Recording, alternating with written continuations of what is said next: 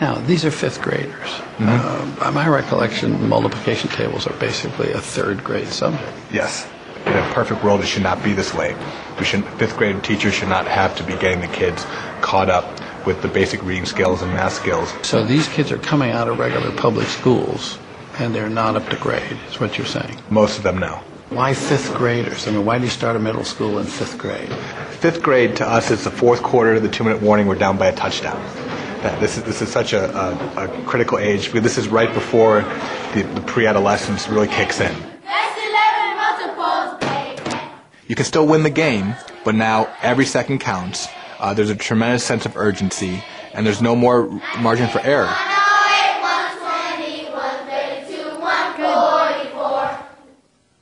Awesome. Pat yourselves on the back.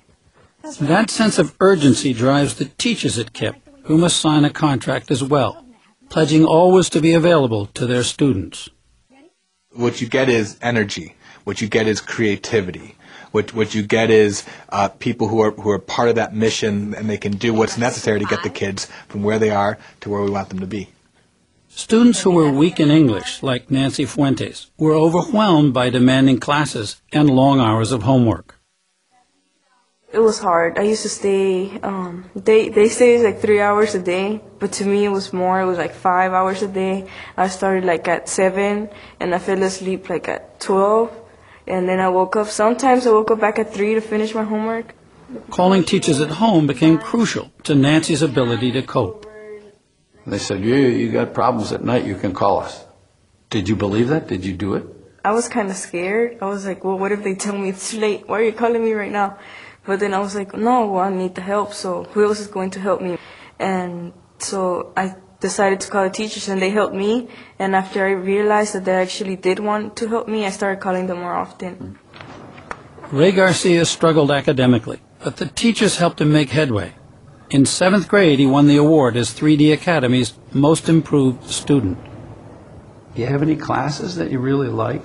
Yeah, world history. I like learning about the American Revolution, the Industrial Revolution, the War of 1812, the Spanish-American War, the war, World War I, World War II. So what is it about that turns you on? It's just a little trigger just been tricked on, and for some reason I'm just more excited about that class, social studies, than any of other classes. Science, yeah, is good because you get to dissect things, which is tight, but for some reason that I like social studies class better. It requires more thinking and hitting the books more. In social studies, the teacher has Ray and his classmates involved in the lesson by creating board games, inventing questions built around people and events from the Civil War era. What speech did Lincoln give to what? Redeem himself? Yeah, redeem himself. The Gettysburg Address? Yeah, boy. Do they see this as their history, or is it still distant? They see some connection to themselves? I think so. They're not just looking at it, they're absorbing it because they're up and they're moving and they're working together and they're figuring it out. Are these kids ready for high school? I think they are. I think academically they're definitely ready for high school. Good morning, Renaldo. Good morning, Amakar. Good morning, Maricia. Assistant Principal Diana Solis, who was once herself a child of poverty, meets with the 8th graders near the end of the year to remind them what they have overcome. I was going to tell you a story, kind of to give you an idea of where you are now. I've told a lot of you about my background. Everybody has a sad story. You know what I mean by that, right? Everybody has something going on in their family. Somebody doing something that you don't like, somebody you don't get along with, rent due, eviction, lights cut out, whatever. Everybody has a sad story. It's what you do with that sad story is what makes you different. You are now on the level playing field academically. You have a solid academic foundation. You don't have an excuse. This is your time to shine.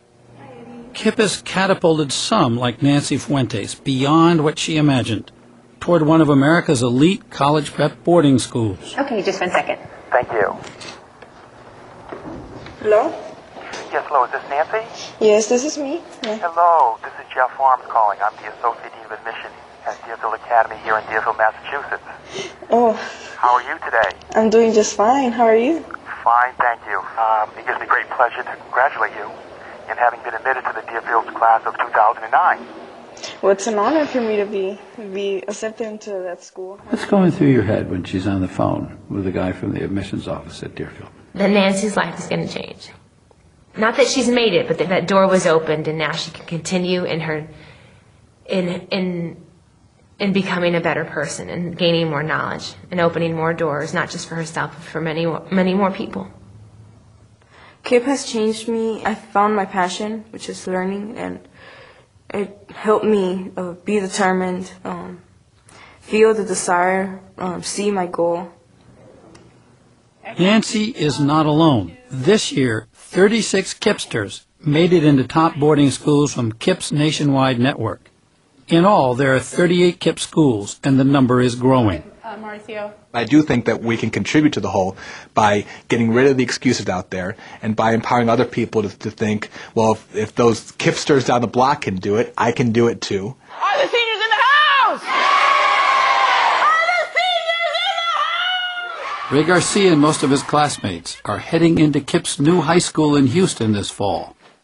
And that will be another challenge for Ray.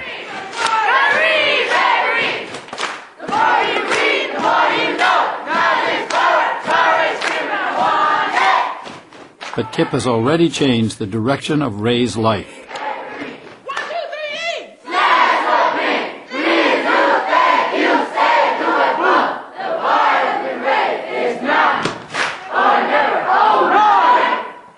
Can you imagine your life without KIPP?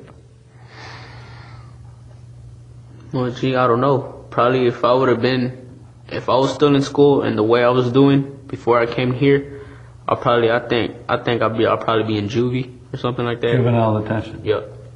The reason I changed is because I don't want to be living a low life, thug life, or anything like that. The thing that I would want to say is to other people out in the world that if I can change, everybody can change.